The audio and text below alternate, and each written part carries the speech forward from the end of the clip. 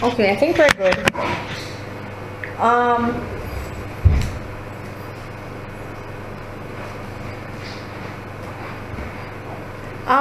okay, whichever way, but it is important for you, Carol, to do your interview. So I'm ready with my questions. I hope it's. Oh, I didn't hear you, Carol. I said I'm ready with my questions. I hope that it's 15 minutes. I didn't try it on anybody, so I don't know how long. Oh, okay. One sec. So I did a justification for questions. And then I asked 3 questions to each one of the things that I wanted to find out. The APE for the nurses too, but the nurses are different. You want to finish that? No. Alright, come on, we'll talk about this. Alright, bye. Sorry about that. Oh. Okay. Carol, are you ready? I'm ready.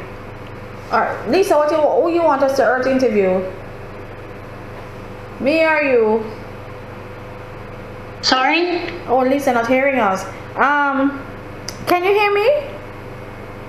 Yeah, you're fading in and out. I think because my speakers aren't plugged in. It might be my iPad. No, I think because my speakers aren't plugged in. But I'm hearing you fine. I'm hearing you absolutely fine. Yeah. Okay, good. I can see your Very mouth good. going and no noise. Alright, so Carol, maybe you have to interview me then.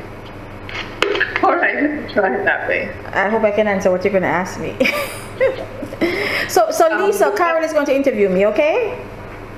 Okay. Yeah, because you can't hear us right now. I'm struggling. Uh-huh. So I guess I just begin the questions. So because it's a behavioral, sorry, I'm just saying what it is before I start. Because it's a behavioral interview, I'm not going to ask very much on qualification because this type of interview assumes that they would have read all the CVs.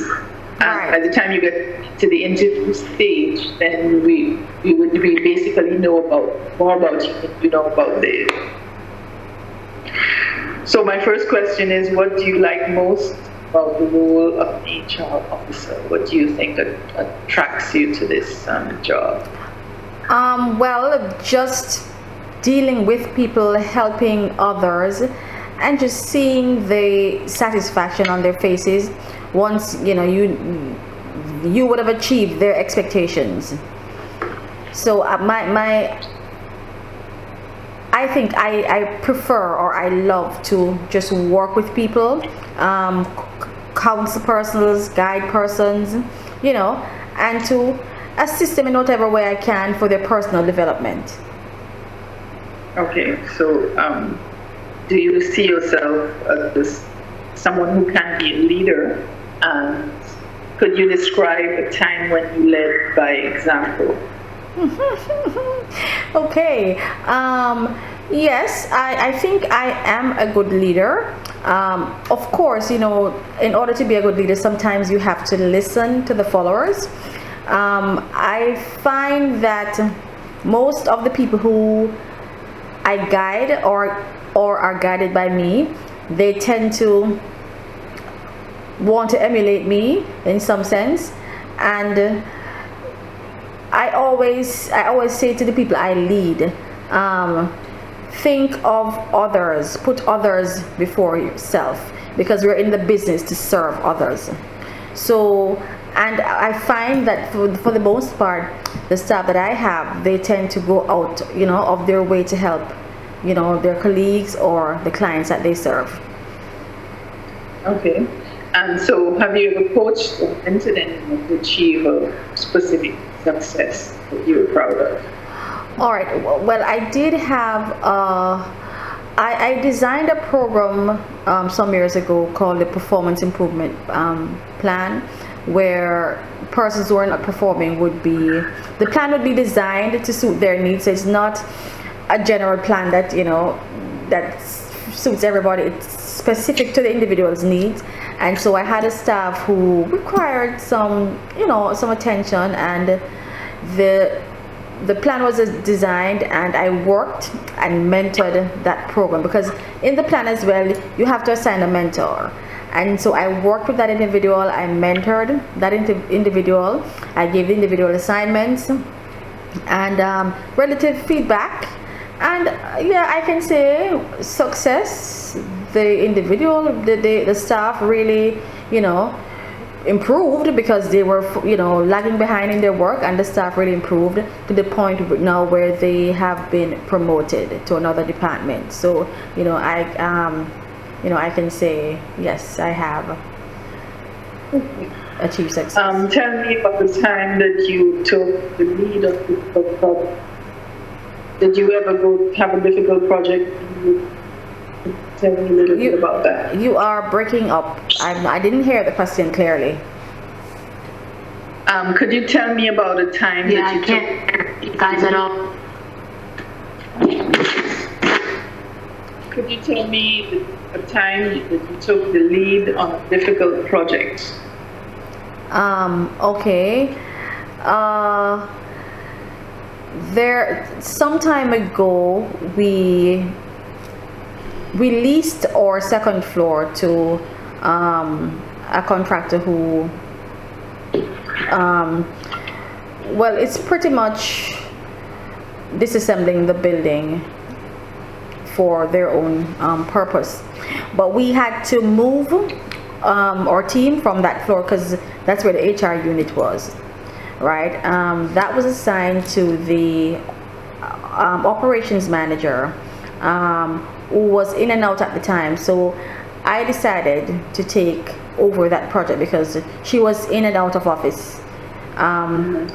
So we had to move the things within a certain time frame, and I had to get a group of male staff, and I outlined what needed to be done, when it had to be done, and the timeline. So I assigned different tasks to different people, and we got it done within the time frame. We had to leave one room with equipment in it, because these were delicate equipment, and we had to set up a container to move those. So the container was not ready, so that is why we had to leave those there. But I mean, the project was completed within the 3-day time frame, and we were good. Have you ever felt irritated or frustrated while dealing with the manager, customer, colleague, and how do you respond when they become demanding beyond a level that is acceptable? Usually, yes, I've had experiences with my boss and even staff who become demanding. I usually take a low tone. I usually go very low and just listen to what the concerns are. They're upset, I let them vent, and I wait until I think we have fully vented, and then I will say, all right, let us see, let us see how we can work this thing out, because it's not about me, it's about them, it's about us.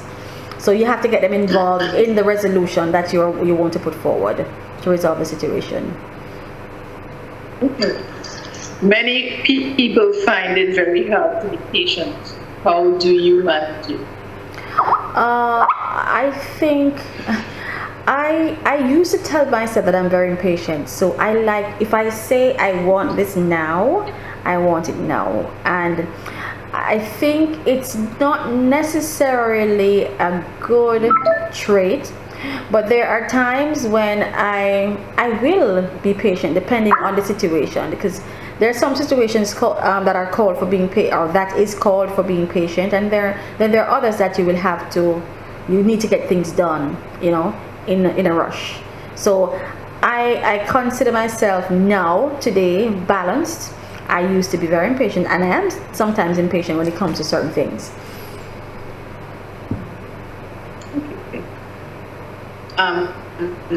How do you respond when you receive negative feedback from a coworker about your personality? I usually try to look as a human being, you're gonna feel a bit, you know, demotivated. But then I tend to, after I get over that, I look at self, right? Because you have to do some introspection to see if what they are actually saying it really is so, and if it is so, then you try to make the changes. If I think it's not so, then I try to find out why they think it's so, and try to see how best I could convince them that that's not really the case.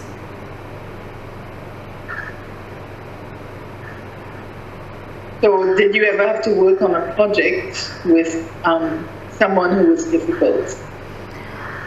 Yeah, more than once. But I'm usually the type that I'm the compromising type. So sometimes I tend to just take a step back and see how best we can work it out. If we can't work it out, then I will just take the step back and express how I feel about the particular situation, what I think should be done. And usually I don't gloat if how I think it is done was the actual how it is supposed to be done. But if it doesn't work out the other person's way, I'm not going to gloat. I would say next time, as I had suggested, we should try it this way.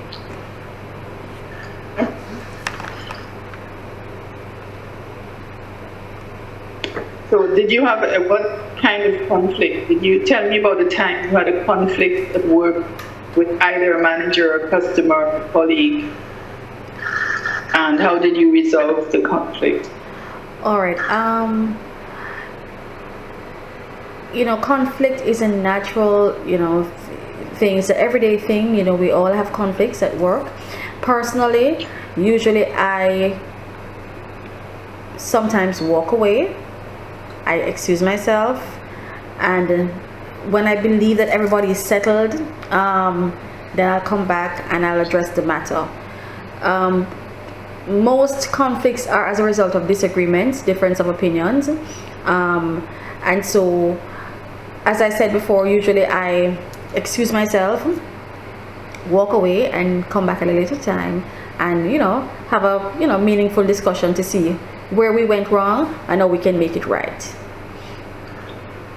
Okay. How would you respond if one of your colleagues came to you and asked you something that you could not reveal to him because you were bound by confidentiality? Okay, fine. I just nicely say, unfortunately, I'm not able to disclose that information, with you. As you are aware, HR is a highly confidential department, and the organization I currently work in, we have to sign a confidentiality clause. It's employee confidentiality, it's clients confidentiality. Yep. So that is something that I cannot breach any at all. And I don't believe, because even if your friend tells you something, you shouldn't tell it to your partner, you shouldn't tell it to your sister. It's something they told you in confidence.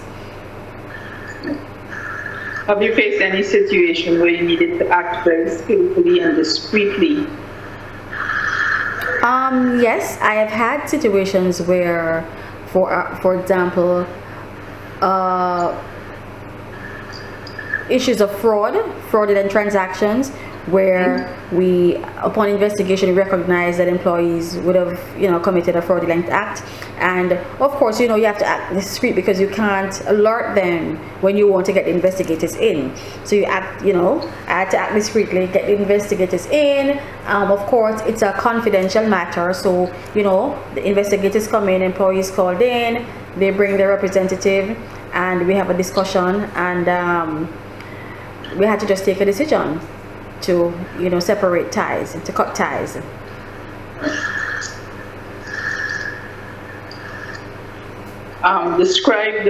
Describe a time when you anticipated a potential problem and developed preventative measures. Okay. We have unions, so we are our staff they are part of a union body, and we in the healthcare sector, certain employees are not allowed to strike, but then there are some who are allowed to do so, like the admin staff.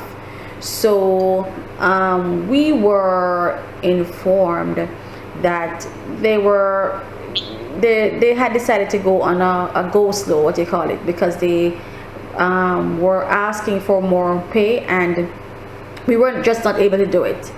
And so I had to quickly, because when I heard it, there's always a grapevine, I had to quickly put things into motion, get with the union, have a quick call with the union, say, hey, listen, this is what we were informed, and we spoke about it, tried to work things out, and I think it went very well.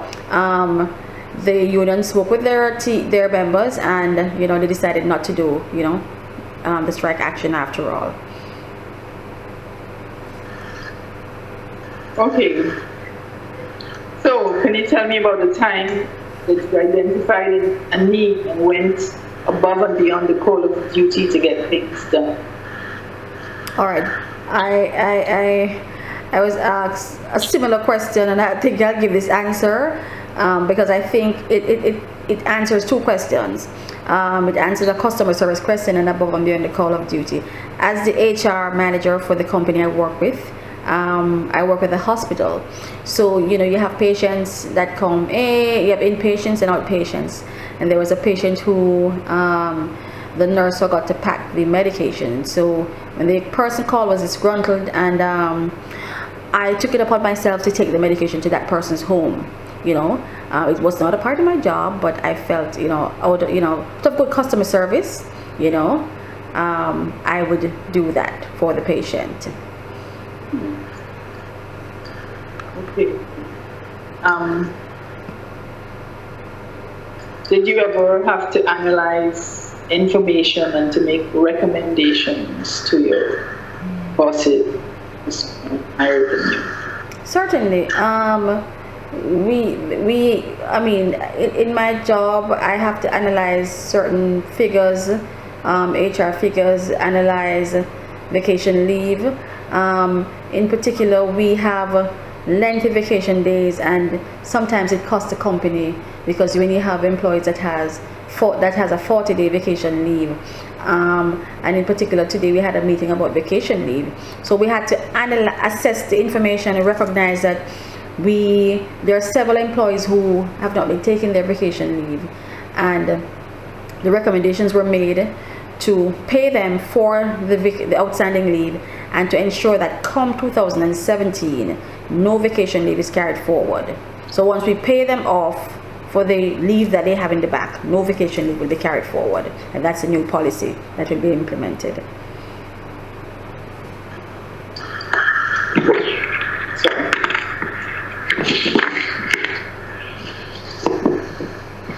So what was your most rewarding team experience? What was my what? Most rewarding team experience. Rewarding team experience. I am thinking.